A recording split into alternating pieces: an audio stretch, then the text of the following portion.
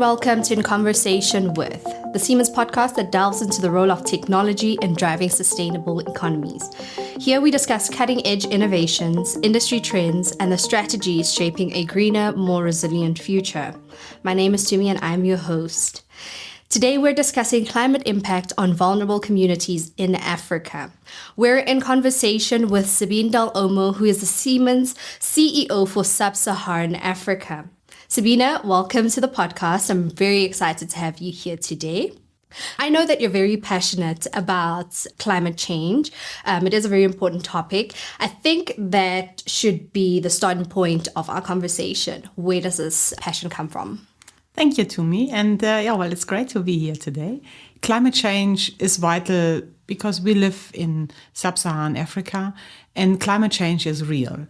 And so one of the assessment which has been made is that once global temperatures rise to about 2 degrees or 1.5 degrees, depends on where we end up. For Africa, that would mean that temperature would rise between 3 and 4 degrees. And with that, we will see significant changes to our environment, to the availability of water, to heat and temperatures in the oceans, because many of our countries in Africa are depending on ocean economies. So for being on the African continent and seeing as well that the African continent is the only continent with significant population growth, that is something we need to make a plan for. And that's why I'm passionate about it, because I like people and I like Africa. Do we know why the temperatures in Africa are more affected than it is in other parts of the world? For one reason, we will see one part because the ocean temperatures are rising. And so Africa lays obviously in between the Atlantic and the Indian Ocean. And so with the temperature rising, you will have more humidity in the air. And because more humidity in the air means you will have more extreme weather events, what means you will have flooding, you will have more drought periods depending on how weather patterns are moving. And if you look at the African continent, specifically, the northern part, but also the southern part, there are more arid areas which are depending on seasonal rainfall. And once that is not predictable anymore, you are going to see that agricultural events like, for instance, harvests, are coming out much weaker than we will need them in order to sustain society. And currently you see already one of the El Niño events, which is happening extreme in Zambia, but also in Zimbabwe. And hence you can see that the crops are not growing because water patterns are not anymore suitable for growth of that kind of food product. Is there any way to address these challenges? How are we working towards mitigating that? One part which we have to keep in mind, that the natural response of people since the last 200,000 years is migration to weather extremes. And so if we want to, also avoid further migration and semigration within the continent, pushing more people from rural areas into urban areas, or, migrating into other areas of the continent, which obviously sometimes creates a conflict in addition, because these countries are also under distress. We will need to think about what would it take to mitigate it. And there are a few opportunities which present itself. One specifically in the agricultural environment. It's more like something, what kind of crops we are going to grow, but also how do we deal with livestock. But at the end of the day, it's two topics which are vital for existence, and that is electricity and water. And so making a plan on how people can access electricity, for instance, to run, water pumps, irrigation systems, so that, can ensure that your crops, for instance, or your livestock has access to water and food. On the other hand, also having wise water management, because the use of fresh water globally is increasing, and particular 70% of the use of fresh water goes into industrial application, and there one of the big user is farming. Industrial farming, taking it away from, individuals. I think from a Siemens perspective, I want to know if there are any use cases? Have we implemented anything to assist with the farming community that is affected by climate change?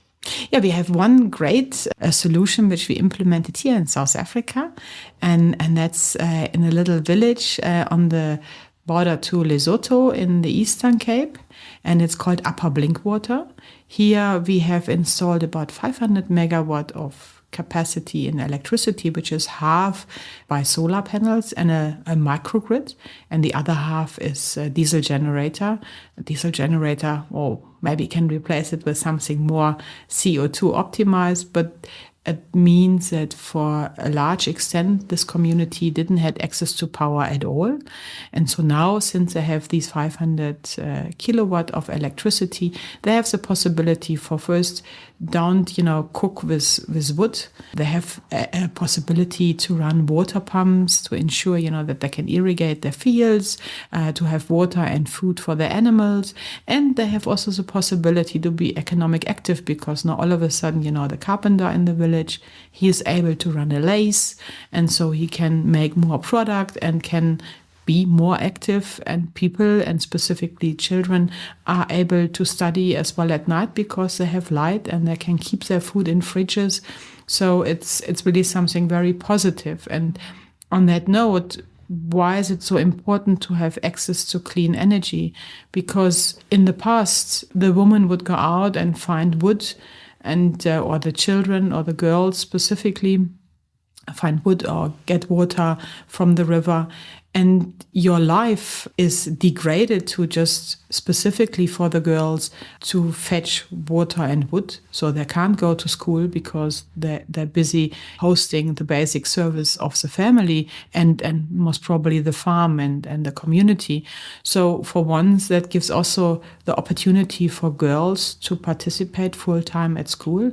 And the second one, specifically when we talk about wood, that needs to come from trees, and normally they are taken out of nature, and specifically in an area where, you need every tree to also keep soil erosion at bay when there are heavy rains, and also keep the ecosystem specifically on the CO2 emissions by having trees consuming the CO2 and, taking it out of the air.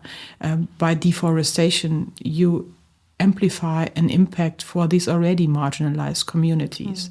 And needless to say, cooking with wood is quite unhealthy, specifically if you do it in a hut. So there are also a number of health benefits specifically for the women in the community. You also mentioned the positive impact that the solution is assisting with from an agri perspective. We've spoken about the impact on the human side, but you also touched on the animals. Can we just go into that just a little bit?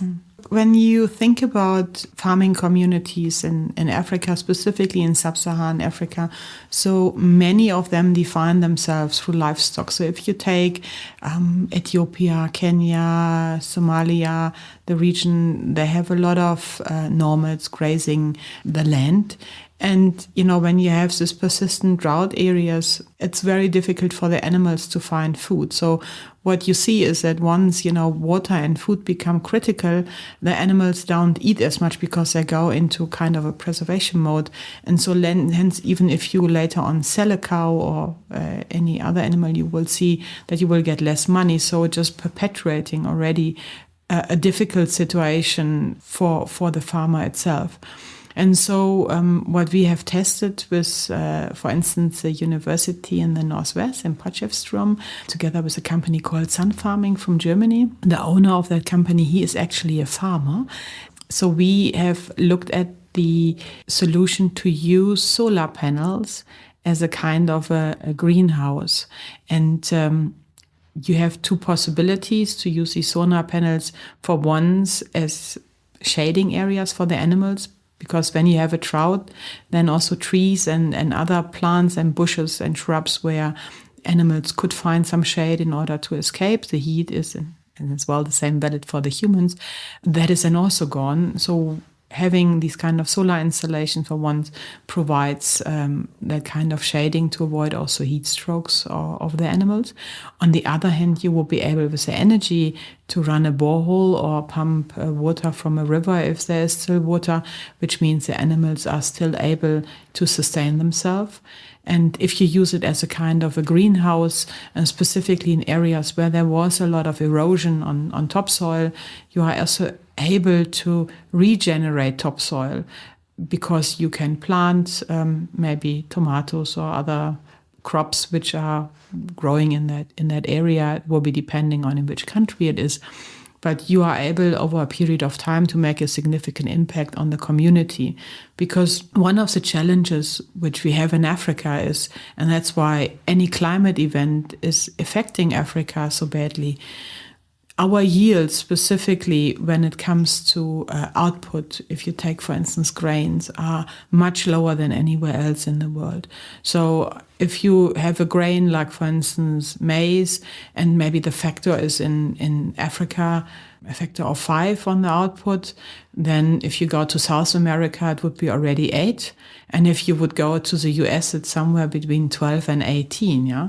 What means the African farmers are not able, because the yield is so low on what they get as an output, to actually save or get themselves out of a climate event, because whatever they have farmed and they receive as an output out of their work is not sufficient and doesn't last long enough to, overcome a severe area of drought like we see right now, for instance, in Somalia and as we see in Zimbabwe. I just want to know about the sustainability of these solutions, as well as the scalability. Can we go into that a little bit? Sure. I mean, look, from a sustainability point of view, specifically, if you talk about solar installations, they are the cheapest option to generate electricity, because the price of solar panels came down significantly, and you might not need a battery storage solution, because often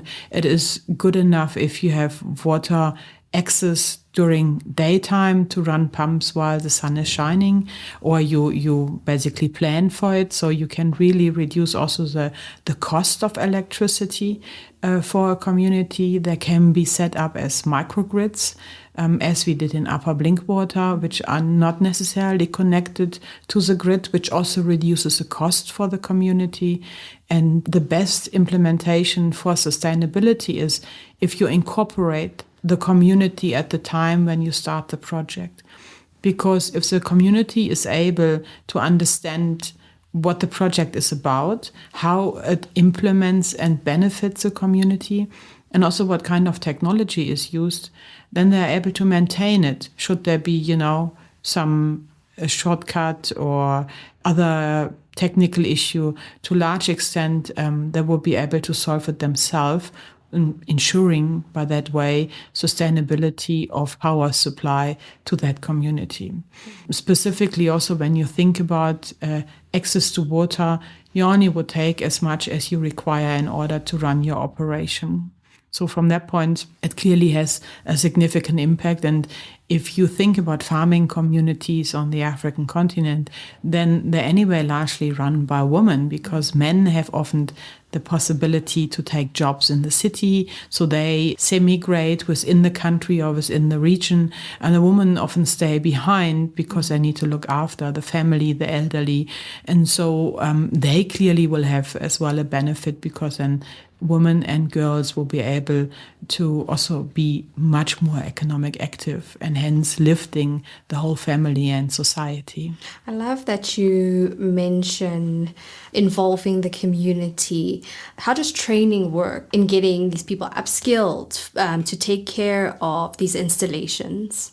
So what we did in a few of our projects, so we would embark on a training before we actually start erecting anything. So when we start planning what we are going to install, where it's going to happen, we also will assess what kind of skills are available in the community. Whoever has to assist them will need some travel time to get there, to make sure that the project is sustainable and also is accepted by the community, it's absolutely vital that they can do the first level support, as we call it, for more complex topics, like, for instance, if there are system changes, software upgrades, and the likes, we will assist them. But that would also be done through local partners, which we would have appointed. And in the context of Upper Blinkwater, it's a company called Dall'Omo Solar, and they are a Black empowerment system installer, which we have also trained and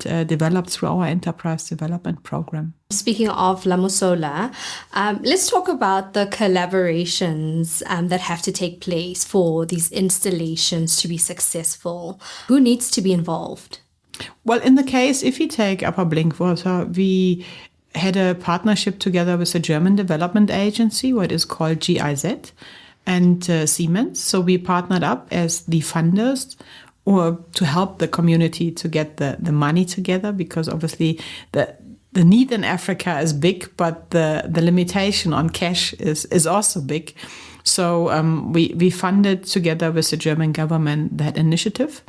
And as part of the initiative, we did the identification of potential companies which can help to install and erect. And then together with our colleagues, but also with the team of the GIZ, we did then the training of the respective people within the community. And so that kind of collaboration was vital. And so we helped also the companies which we developed through the process to understand what it means to run a company. Because often, when you have small entities, they are not working like a Siemens, because we are a multinational company. We are, guarded by a whole host of legislative topics, which we have experience in all over, the African continent, but also input from the globe. And so small companies don't have that access. And specifically, if you think about topics like quality management, health and safety, for employees, it should not be a disadvantage when you work for a smaller company, that these things are not taken care of in the same way than you would work for Siemens. So we make sure that everybody who works with us works according to the standard we would apply on our workforce. How is Siemens driving innovation and sustainability and smart farming and decentralized energy? And how do we see these sectors evolving in the future? Well, for me, if I look at Siemens overall, we have globally a project specifically in farming, because what we see as a global trend is that food production and the way on how we produce our food becomes more important. In Europe or in the developed world is largely because people want to know, how is my food made and how are the animals taken care of and what kind of environmental impacts are associated with certain activities. And in Africa, it's more about that you need to know, can a country be self-sustained in their food production for the basic needs? Because if you think some of the countries currently on the African continent, they have a very high inflation because of the conflict in the world. Access to some of the grain imports has been cut. And so the import of products, specifically for staple food, becomes so much more expensive. And you see then inflation partially in Nigeria and Ghana, which went up to 53%, because the countries don't produce it themselves. So we see there are two aspects to this. One is, food security, and on the other aspect is a more educated consumer. And when you look at the companies which are in these kind of business activities, like for instance, Nestle or Unilever, some of the other agricultural business, they are producing products for the globe, and their consumer in Europe wants to know that when they produce, for instance, chocolate bars, people are paid according to a fair salary. There are no human rights abuses, but there are also no pollutions around by making this chocolate bar. And so they have an obligation to make sure that processes within specifically the African region or in other developing markets that they are to the same standard than they would apply possibly in Europe or other developed countries. We'll see quite an interesting trend for different reasons, but food definitely becomes one of the centerpieces of a sustainable society. How long do you think it'll take for us to get to a point where we say our societies in Africa have reached a point where they are sustainable? Well, look, from a timing point of view, we haven't made a lot of progress in the last years. And, one of the sustainable development goals is zero hunger. And we are far away from it because all the gains which we had up to 2020 when the corona crisis hit the globe, they have been eroded not only by corona, but also by conflict. And here a number of conflicts around the globe. And when we look then at the African continent, one is conflict which cuts off supply into the countries because a lot of the world food programs are depending on that. They buy grains as cheap as possible to feed as many people as possible. And obviously, as the prices, for instance, for wheat and maize went up, it's problematic to feed the same amount of people than they used to do in the past. And the second conflict area is the one that's happened on the continent itself. If you think about Sudan, you think about Mali, you think about Niger. So these people are all in distress because for political fighting on the continent.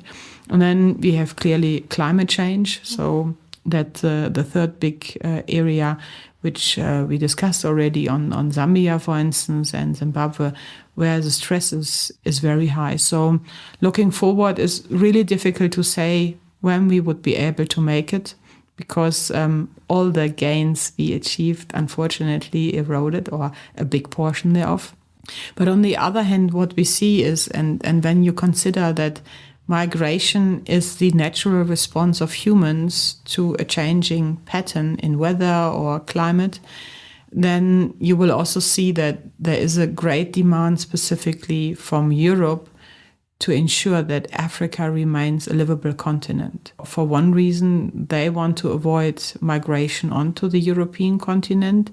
But on the other hand, if you think about Africa currently produces 5% of the global greenhouse gases. We are on the continent, the society which is hardest hit by these adverse weather and climate events. So if we want to stop migration, we need to start working on how can we make the African continent more livable. And that means we will need to work on access to electricity and access to water so that people don't have to go and fetch wood from the forests and deforestate, for instance, the tropical forests in the center of Africa, because that forest is absolutely vital, the same than the rainforest in Brazil, for the global climate and to avoid that weather extremes become worse. Because one thing what we see right now is that if you look at February 2024, it was the hottest month on record ever since they record the global temperatures. And so the impacts on Europe is massive. They also see quite a significant change in weather pattern, and they will see significant impact on their agricultural output. If you look at Spain, for instance, where they didn't have rain for a very long time and they are depending on tourists to come to fill the swimming pools, they don't have water. So the urge for Europe to do something to preserve the global climate becomes more significant. And through that, we do see that, at least for the German government, where we have a bit closer contact, but also from the European Union, there are a whole host of programs that are put forward to discuss how, a green and just energy transition, for instance, in South Africa can happen, but how, it can be avoided that we have rapid industrialization on the African continent according to the same pattern Europe and China used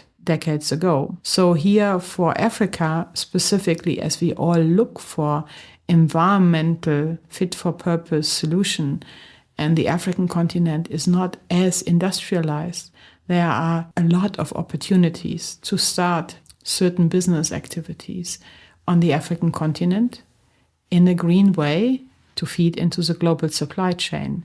And so there are some lights on the horizon, which we didn't have for a very long time. I'd actually like to bring it back to the African region. Yesterday, when we were actually having this conversation, you spoke about Botswana's preparedness for the droughts that they are experiencing. Can you just share a little bit about that? Yeah, so if you remember in 2016-17, we had also the same weather effects we have now with El Nino. And, Cape Town was already at day zero, and Botswana, Zambia, Zimbabwe, Namibia have been heavily impacted by the drought at that time. So the power plants weren't working, the Zambezi River didn't have any water. And so for Botswana, they decided we don't want to be dependent on what the weather does with us. We need to ensure, if we want to remain a middle-income country, that our population has access to water.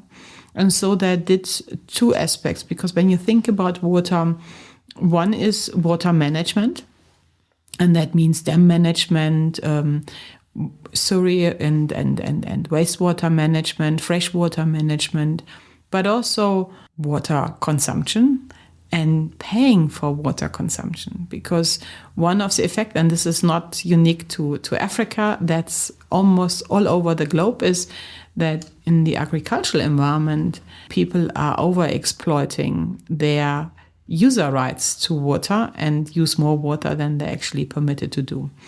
And so what Botswana did is, for once, they worked on dam management and leak detection. So they upgraded some of the biggest dams, like, for instance, the Tuna Dam, which is one big freshwater dam for the communities in Botswana. They updated all the pumps, the leak detection system, and they have put up a digital solution. It works on 3G, because that's a network available, because they didn't want it to lay too many cables. But at least, on 3G, you get at least, once a day an input if there are any issues, and then you can dispatch if needed, engineer, and you also can monitor that, specifically the farming communities have access to water. But they also went and they put a digital solution into their waterworks in smart meters. So they installed in Gaborone City, in one of the major suburbs, smart water meters where you can exactly see what you use, and you also ensure that the revenue is coming to the utility. Through that, if you look at the crisis we have currently, for instance, in Zimbabwe and in Zambia, you don't have the same situation at this point in time in Botswana, because they have applied a forward-looking, solution-seeking outlook. And after the last drought, they put this all in place, and they now reaping the benefits from it. I just want to quickly touch on collaborations. What would local collaborations look like from a water perspective? In water, one of the big challenges is, like with many of the other infrastructure activities, it's the public entities which are not permitted to work directly with private business, so they have to go on a public tender. And often, because of the financial constraints, they also have difficulties to, for instance, participate in exhibitions and the likes, to really get, the knowledge what is out there. Because of digital technology, digital transformation, water has changed significantly, and because it's a challenge all over the globe for different reasons, there is a lot of new technology out which can make the life of a water utility easier, but also much cheaper than what they maybe have currently in place. So what we see is that, like agencies, like the development agencies, being at the World Bank, but also GIZ in the German context, they can identify areas to say, well, we want to fund a water management project. Investment in water is absolutely vital for various reasons. And one, for instance, is if you think about R1 you would invest in water, it can save you up to R7 in health spend. I know we spoke about the warming levels. Are there any other outcomes that you'd like to share with us from a climate change perspective? First of all, it's absolutely vital to incorporate the communities in the municipalities, in the rural areas. Once you incorporate the communities and have proper community consultation, they understand what it costs and what it's for, how they can participate and how they can safeguard that service later on, they will look after it. The second part is, and this is one thing which I found also interesting, is that the smaller projects like Upper Blinkwater are the ones which have the most impact. Also, in the size of the project, it doesn't sound like a massive impact. But if you would do 10 or 20 of them, that would have a much more impact on society than like a massive dam project. Because the side effects like of a dam project where, you have to store water, you have to take landscape away for it, you maybe, change water flow of rivers, of communities, which are then, again, depending on their farming and depending on the water. So the side effect out of certain of these activities are so significant that they outweigh the benefit for society overall. And so therefore doing exactly these smaller projects, community-led, which we do and where we have quite a number of examples, is also scientifically proven to be the right thing. And so hence I'm very comfortable that what we do in Siemens and what we have done in the past is exactly the right thing what the continent needs. And that was Sabine Dall'Omo, CEO for Siemens Sub-Saharan Africa. Thank you so much, Sabine, for joining me and sharing your insights on how our region is affected by climate change. I've been your host, Buitumelo Masike. Join us in the next episode, part 2 of this conversation, as we continue to navigate the complexities of climate change and the rise of green industries and technologies.